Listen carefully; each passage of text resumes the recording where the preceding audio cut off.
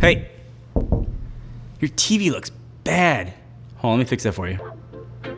Dial in the contrast, kick up the brightness, change the profiles.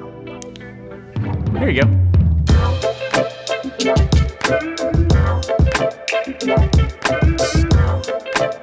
So I'm sure something similar has happened to a lot of you, right? You wanted to buy a new TV, you did your research, you watched your video, you went to a store to see it in person, it looked perfect.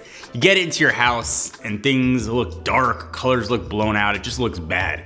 It does not mean your TV sucks. It's more likely the default settings themselves kind of suck. And I wanna try to help you fix that. I've been testing TVs for years and it's taken a lot of time to figure out how to dial these settings in. And so I wanna walk you through sort of 3 levels of calibration for your TV, kind of starting with the basics and going all the way up to crazy advanced. No professional calibration equipment is required here at all. Save the video, pause the video, come back to the video. If you follow along at the end, your TV should be looking a lot better than it is right now. This also works for TVs you already have, not just new sets. If you want your set to look a little bit better, hopefully this will help. There's no right way to do this. All these settings are kind of what looks best to my eyes. So just know that the menus you'll see in this video will primarily be from LG, Samsung, or TCL's TVs.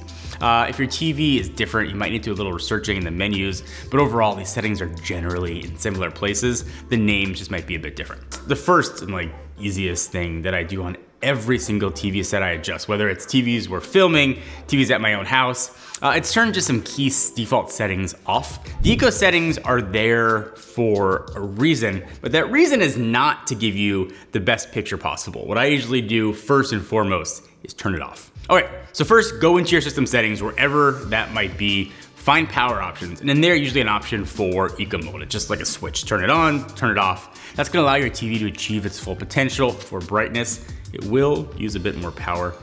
Some eco modes will cap out a TV's overall brightness as low as 60%. So every single time, if you do nothing else, just make sure eco mode is turned off. On some TVs, there's an extra step you need to do in order to get that full brightness unlocked, but I'll get to that in the picture profile section in a few minutes. Next thing I recommend turning off is any interpolation features your TV might have. They're sometimes called motion smoothing or smooth motion, depending on what your TV decides to call it. What this creates is that ultra smooth motion. It's kind of associated with soap operas, and the nickname is actually the soap opera effect. With this turned on, what your TV is doing is adding an extra frame between each frame to create that smoother look, reducing motion blur almost down to nothing. And that probably sounds awesome to you, but the TV is essentially guessing how a scene should be painted in between frames, and I think more often than not, it doesn't get it right.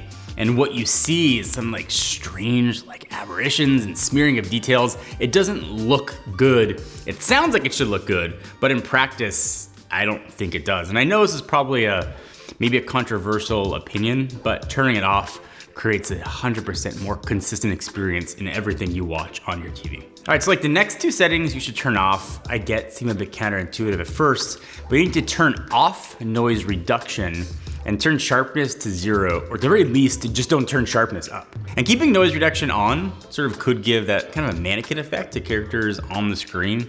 You lose all sense of detail in their face or body, and it just doesn't look natural. Plus, sometimes when you're watching a show or a movie, the grain is often put in on purpose to give more textures to the scene.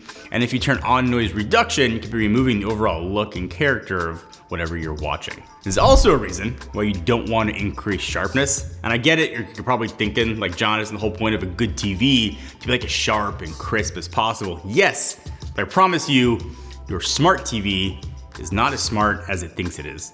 Sort of adding too much sharpness will make noise that sort of may already be there look crazy grainy. You could also get aberration around characters, areas of really high contrast, kind of giving a white outline, sort of makes it look like the characters are on a green screen or that's been sort of poorly keyed out. And you've probably seen that effect in a lot of movies, especially see it a lot of times in TV shows. So even if these are the only settings you change, your pictures should already start to look better overall. But if you want to really unlock sort of the next step of your TV's potential, let's talk about picture profile settings.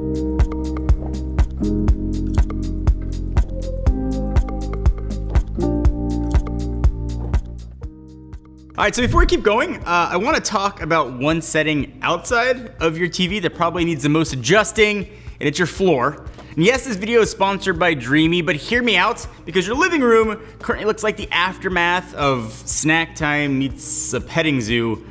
This might actually help. So you probably heard of Dreame. They make some of the best vacuums in the world, including all-in-one vacuums like the G10 Pro and the G10 Combo. These are some of the best choices if you're in the market for an entry-level wet and dry vacuum. We're talking wet stuff, dry stuff, and mystery stuff, all gone. The G10 Pro gives you 35 minutes of runtime, has a big clean water tank. It even does edge-to-edge cleaning on both sides, which is translation, no more pretending that dirt near the baseboards doesn't exist. And yes, it also cleans itself, just one button, and it flushes the brush head with fresh water. The G10 Combo steps up the detachable motor, so it turns into a stick vacuum too.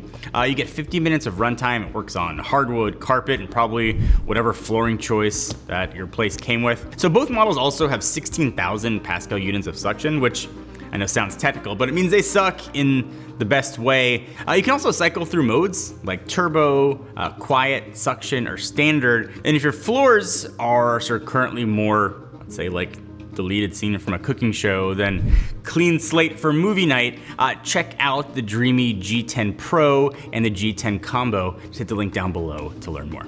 All right, so this is the thing I think is gonna make the biggest difference in your TV. Your two words you need to know, your best friend, picture profiles. So these are preset settings that every TV manufacturer puts in their sets, and for the most part, about every TV will have close to the same picture profiles, with just a few exceptions. So if you go into your settings, you'll see picture profiles, which then sometimes they're called picture modes too. You'll see things like standard, vivid, auto, power save, cinema, filmmaker, games, sports. You might also see expert, expert bright, and expert dark. If you see power save as one of the options and you also choose to turn off eco mode, which you should, then make sure you change the picture profile to anything but auto power save, as that's the second step. It's gonna unlock your TV's full brightness, having both eco mode and auto power save mode not selected. So that was where things get the most subjective, because every TV is different, and every set of eyes, every environment is obviously going to be different. Looks good to me, might not look great to you, but I will give my recommendations and explain why, so you can determine if they're right for you. So, in my opinion, there are only 3 picture profile modes that you should ever use: cinema, filmmaker mode, or either of the expert modes if your TV has them. These offer a significantly warmer tone picture. I think overall make the skin tones look more natural. Standard, sport, and vivid all ruin the image.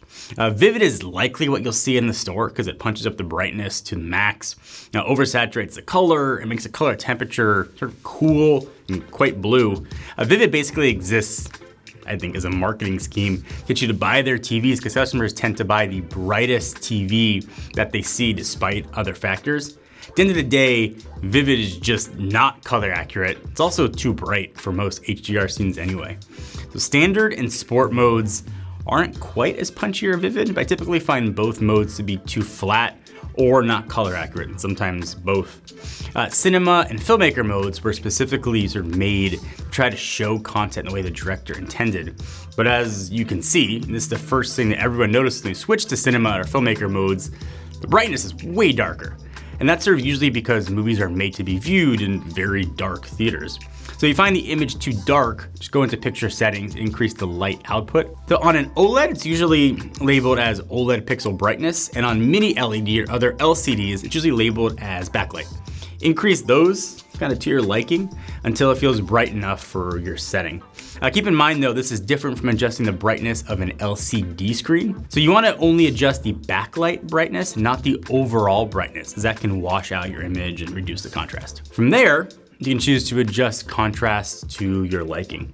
I tend to keep it somewhere between 70 and 85 on most sets, but the look is totally up to you. I also usually go in and turn off any auto contrast features, as I found they can get sort of too extreme for certain HDR scenes. Peak brightness is another setting that can be, I think, controversial with some professional TV calibrators, kind of suggesting you turn it off entirely. I tend to like it somewhere in the middle though, but typically keep it at low or medium if there's an option for it. But again, personal preference. If you're still finding this too dark, and your TV has the picture mode options for expert bright or expert dark, then you might prefer watching sort of those modes in bright or dark rooms. And these are usually dialed in by professionals who work specifically for the TV brand to kind of give you a more finely tuned calibration with a more natural color temperature to skin tones.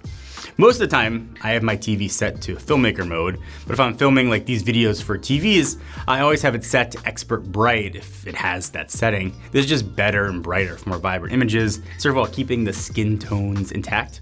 I'll typically just add a little more contrast, maybe adjust a white balance a little, and that's sort of all that's typically needed for this profile.